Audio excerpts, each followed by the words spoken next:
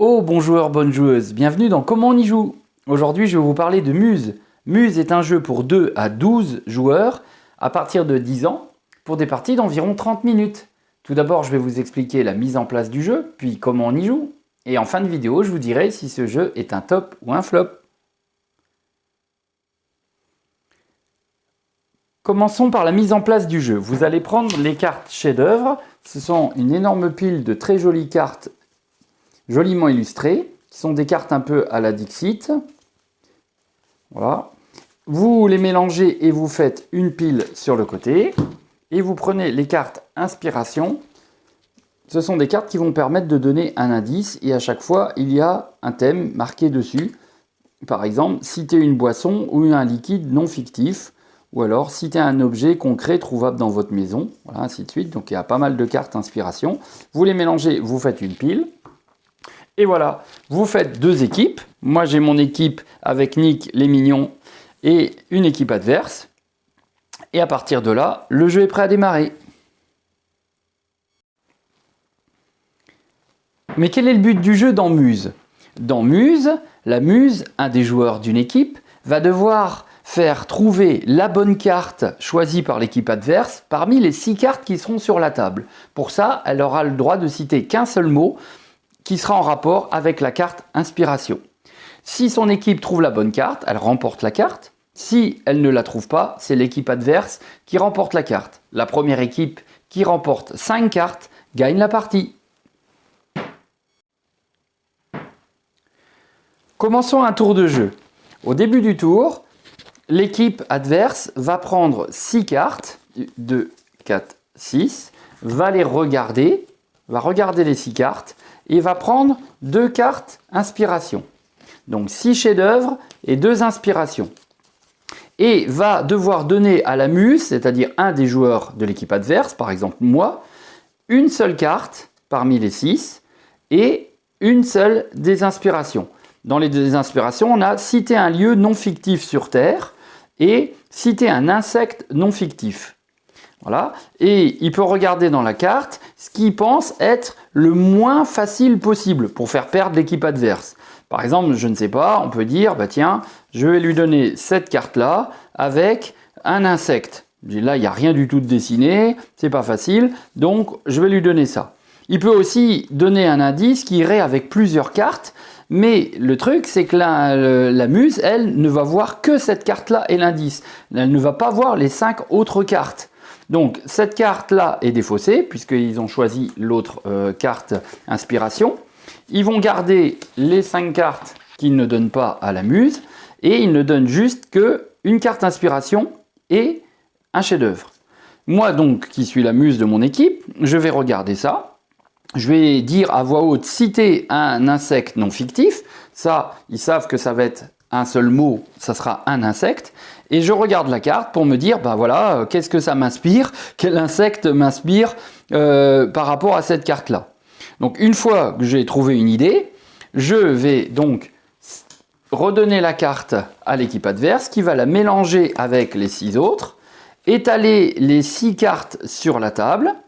Voilà. Comme ça, mon équipe ne sait pas laquelle parmi les 6 est la bonne. Je donne mon mot, imaginons, je ne sais pas, je dis mouche, et il faut que parmi les 6 cartes là, il retrouve la bonne carte qui correspond à mouche en disant, bon bah voilà, ça vole, c'est dans les airs, je ne sais pas trop, voilà.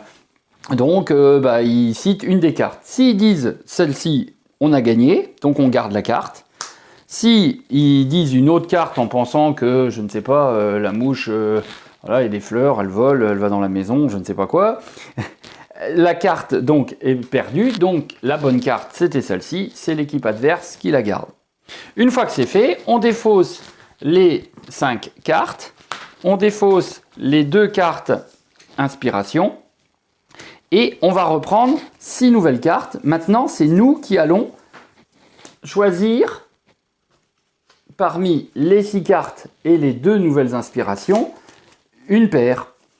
Donc l'équipe adverse choisit qui sera sa muse et notre équipe ensemble, on choisit par exemple entre citer un édifice ou une structure ou un monument non fictif et dites un mot comportant exactement 6 lettres.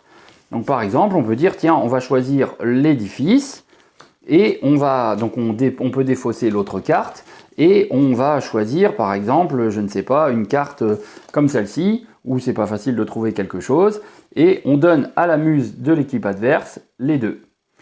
Elle cherche un mot, elle donne le thème de l'inspiration à son équipe, elle nous redonne la carte, on mélange tout, on montre les 6 cartes, et avec le mot qu'elle a cité, je ne sais pas ce qu'elle peut citer, un édifice connu, là par exemple c'est une tour Eiffel, donc si elle dit tour Eiffel, il faut qu'il trouve quel est l'édifice parmi les cartes qui ressemble le plus à la tour Eiffel, en espérant qu'il lui montre la bonne carte. Voilà, vous avez à peu près compris le but du jeu, et à chaque fois on récupère une carte. Si vous voulez que la partie soit un tout petit peu plus rapide, vous pouvez donner 6 cartes à une équipe et 2 cartes inspiration, 6 cartes à une autre équipe et 2 cartes inspiration, et comme ça chacun cherche dans son coin, et ça permet de gagner un peu de temps, et comme ça après, les muses de chaque équipe récupèrent les 2 cartes et jouent à tour de rôle.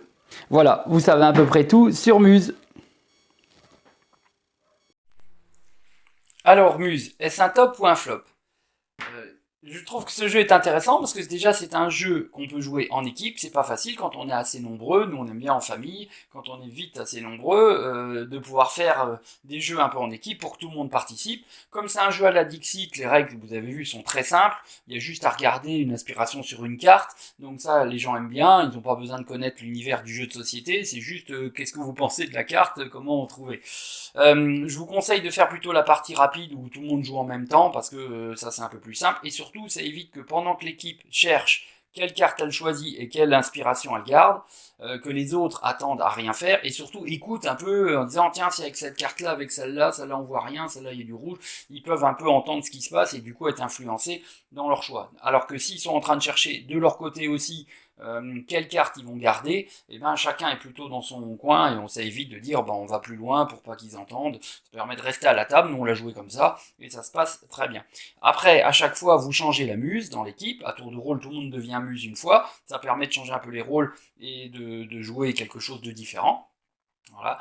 Et ça va assez vite puisque du coup en quelques tours, puisque c'est 5 cartes, le premier 5 cartes par équipe, donc en quelques tours, la partie finie, vous pouvez en refaire une. Il y a beaucoup de cartes, donc il y a de quoi faire. Je pense que vous pouvez même à la rigueur mélanger si vous avez le jeu de Dixit ou Stella qui est un peu dans le même genre, vous pouvez mélanger les cartes, ce sont à peu près le même style de jeu. Voilà. Donc si vous cherchez un jeu en équipe, je pense que ce jeu est vraiment bien, parce que vous voyez, c'est jusqu'à 12, c'est-à-dire on pourrait faire 2 équipes de 6. Nous, on l'a joué à 8, donc 2 équipes de 4. Ça marchait très très bien, c'était assez rapide, et on a bien rigolé, à essayer à la fois de chercher ce qui pouvait gêner, et que l'adversaire, l'équipe adverse, trouve des mots qu'on s'y attendait pas, a réussi à trouver des cartes avec toujours une autre idée de pensée. C'est toujours sympa dans ces jeux de cartes, ou avoir l'idée de pensée de quelqu'un, un peu comme dans Mysterium. Voilà. Donc si ce jeu vous intéresse, allez le chercher à la boutique Au Bon Joueur à Avranches. Et moi je vous dis à bientôt pour une nouvelle vidéo de Comment on y joue.